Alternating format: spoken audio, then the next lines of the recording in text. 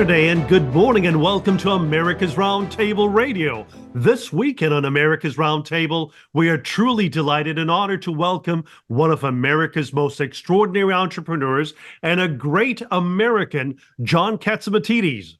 John Catsimatidis is chairman, CEO, and founder of Red Apple Group and CEO and chairman of United Refining Company. In 2019, John's Red Apple Media Group acquired the iconic 77 WABC AM radio, a New York legend. He's the author of the best-selling book, How Far Do You Want to Go? Lessons from a Common-Sense Billionaire.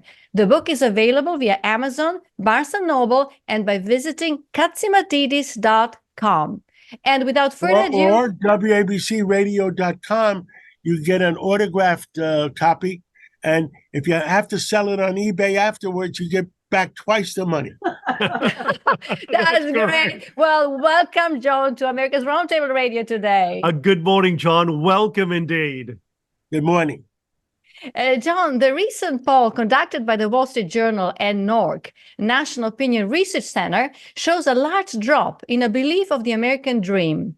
Only 36% of the surveyed said that the American dream still holds true, compared to 53% who said so in 2012 and 48% in 2016 in similar surveys.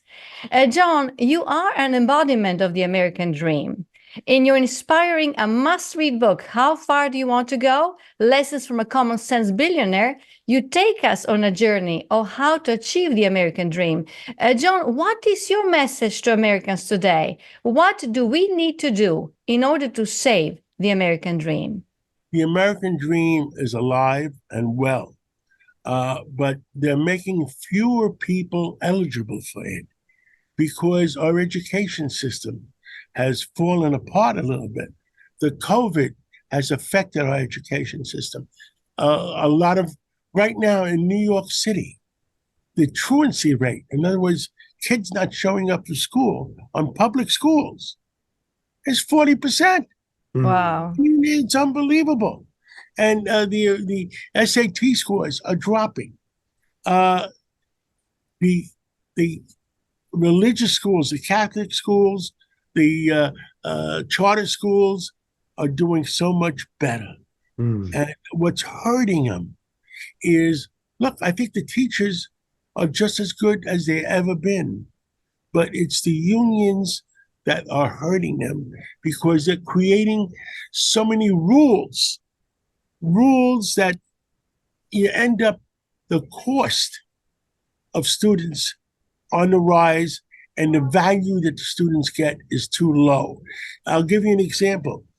Catholic schools in New York are getting $7,500 or $8,000 per year, and their cost is actually $10,000, and they're getting donations to cover the difference.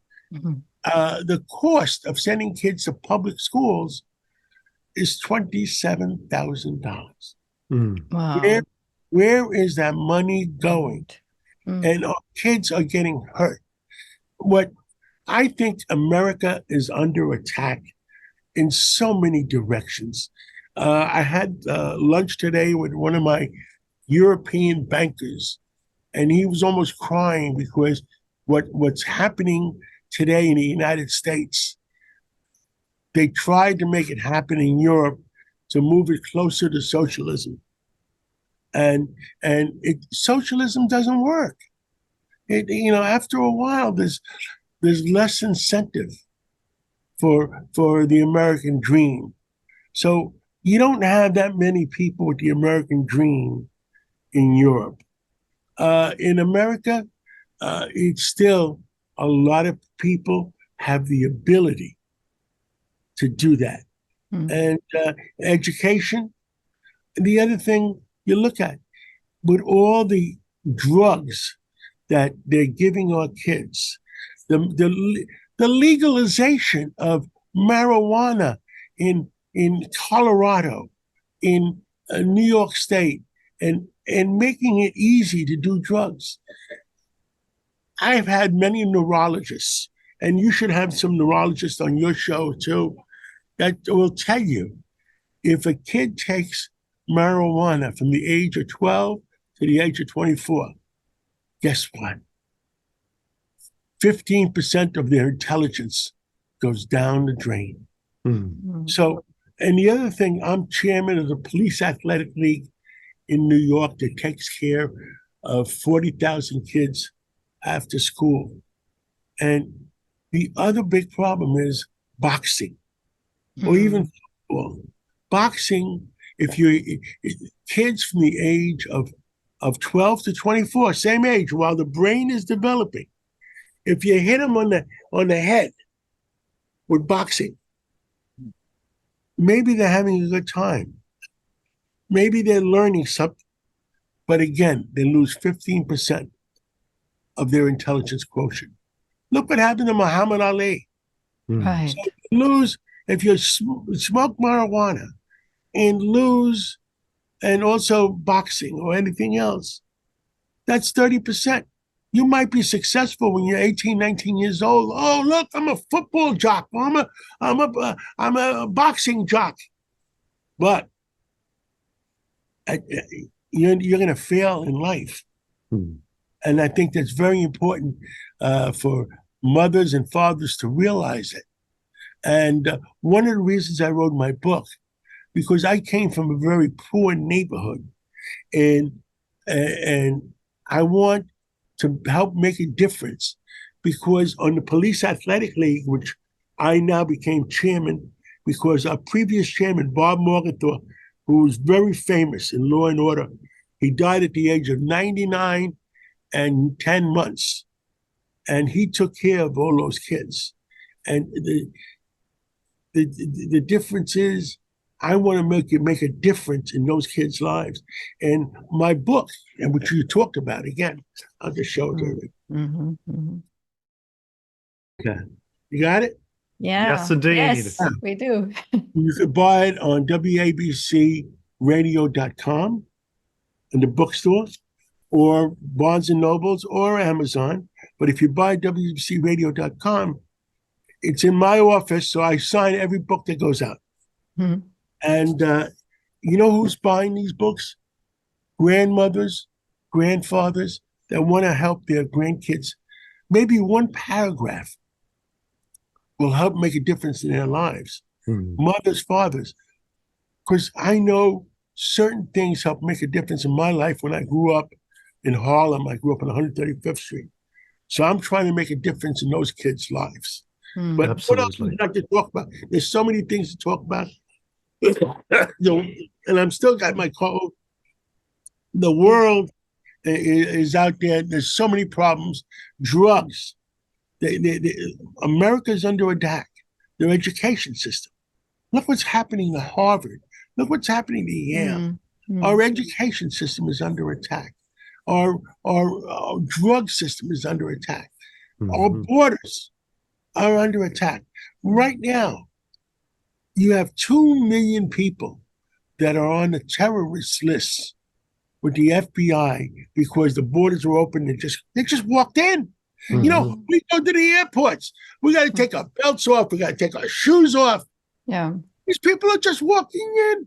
Exactly. And there's 2 million possible terrorists. And you know, you only have a few thousand FBI people to keep track of 2 million of them. You can't make it up.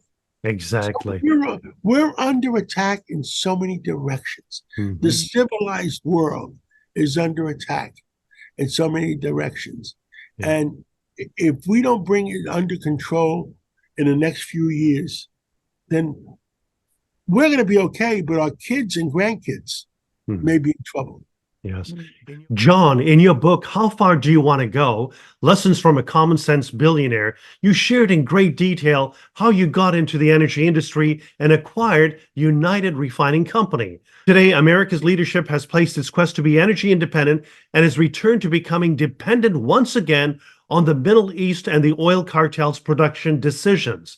The Biden administration's failed energy policy has also fueled higher costs for consumers and businesses, both large and small, as they pass higher energy expenses to everyday consumers. Where should I begin? My God. What are your solutions, John? Day one, when President Biden became president, he owed to the battery companies, the electric companies, he shut down the pipeline in North America that was ready to be built. He shut it down. He declared oil to be the enemy of the people. So what happens? What happened is oil went from $50, $55 a barrel to almost $120 a barrel. And when oil goes up, the price of food goes up, the price of everything goes up. And right now, we moved $1 trillion worth of wealth, because when your gasoline used to cost $2 a gallon, went up to $6 a gallon, then it went down to $5, $4. But the difference went $1 trillion worth of wealth went from North America to Russia, OPEC, who made OPEC zillionaires again, the other nations in the Far East. So the wealth just moved from North America. Why? Because of the price of oil. And what was happening right now, and why is there a war in Ukraine? Well, Russia was producing 10 million barrels a day. At $100 a barrel, that's $1 billion a day profit. $1 billion a day profit. So they used that money because they had the money. They paid the Wagner Group, and they had money to pay their armies. And the Wagner Group, I call the Foreign Legion of Russia. That's who they really are. And they went in to take the Ukraine. If we didn't give up Afghanistan and run and give them $85 million worth of equipment, military equipment, Russia would not have had the courage. And now they had the money to go into Ukraine. Then the same thing happened with Iran. The Biden administration allowed them to produce $3.5 million of barrels a day. Right. At $100 a barrel, they're making $2 billion a week profits. Right. And they were doing 12 billions a year during Trump administration. Now they're making $2 billion a week. A week. Yeah. Now, you know what's happening? You know, they did not use the money to take care of their civilized Iranians. You know who I consider the civilized Iranians? The Persian people. Civilized. Right. They didn't use, you know where they used the money? They funded Hamas. They funded Hezbollah. They funded all the terrorist groups. And that's what Iran used the money for. But we gave them the money. Exactly. Yeah. The United States gave them the money because he allowed the price of oil to go up to that level. Right. You can't make this up. Right. It's horrible. Now, what's happening now, it's 2024, and the Democratic Party realizes that they cannot win the election if it's $6 gasoline. They can't win the election if it's 8% mortgage. So they were on their way. Gasoline came down. Crude oil came down to $68, $69 last week, or 2 weeks ago, 3 weeks ago. And at the same time, they announced that mortgage rates are going to be coming down, interest rates are going to be down. So for the Democratic Party to win in 2024, gasoline has to be back down to $2.50, $3 a gallon. More 30-year mortgages have to be down to 4 or 5%. And the stock market has to go up. Well, the stock market went up 10% in the last 2 months. Oil was on its way down to 68, 69. And mortgage rates, they announced that they're going down, and interest rates are going to go down. And you know, then at that point, that President Biden gets up and says, see, I told you so. Bidenomics works. But a funny thing happened on the way to that success. The OPEC nations want $90 oil. Russia wants $90 oil. We want $65 oil in the United States. So there's an international war going on what is the real price of oil. So they got the Houthis to start attacking the ships and the boats in the Red Sea, where the Suez Canal is. And now some of those boats, British Petroleum, has to go 12,000 miles around Africa to get deliveries. So oil went up to $75 a barrel in 2 weeks. What's going to happen there? Tune in a few weeks because, we'll find out what really is happening. But there's a world crisis. There's world war going on economically. They're not using bullets in the world war. They're using economics. And oil is the big economics. What's happening in Israel, people ask me, and I was on my show with Senator Lieberman 2 weeks ago, and you know why Iran pressed the button with Hamas? They gave Hamas's $10,000 a family to go attack Israel. $10 a family for 10,000 Hamas's. That's all it was, 10,000. That's only $100 million. In the oil business, that's, how do you say, chump change. Nothing. Right. They probably shorted the stock market and made it back. Who knows? So when Saudi Arabia, who are Sunnis, it's a religious war, was going to make peace with Israel. Right. With the Abraham Accords, yeah. Iran, the mullahs panicked. Right, yeah. And they pressed the button for those 10,000 Hamasis to go and attack Israel. They're the ones. And you know what I call the mullahs? I call them the Osama bin Ladens of 2023. Exactly. Right. Well stated. And you know who's suffering? 2 million Palestinian people. Because, look, a lot of them are just going to work every day. 8 million Israelis and tens of millions of Persians, which I call the civilized Iranians. They're the ones suffering. The mullahs, they're billionaires. They control all the money in Iran, and we gave them even more money. Right. And I mean, John, you just mentioned all the problems and issues that we've experienced just with the change of administration. Because as soon as President Biden got in office, the Biden administration engaged in an immediate reversal of all Trump principled administration, policies. From a country with a thriving economy, which achieved energy independence, did not engage in any wars, improved the security in the southern border, achieved peace through strength, including signing of the Abraham Accords, we went in the opposite direction under Biden administration. And now, in light of that, you said how Bidenomics is going to be proving to be working with all these recent changes that you are anticipated with the oil coming down, inflation coming down.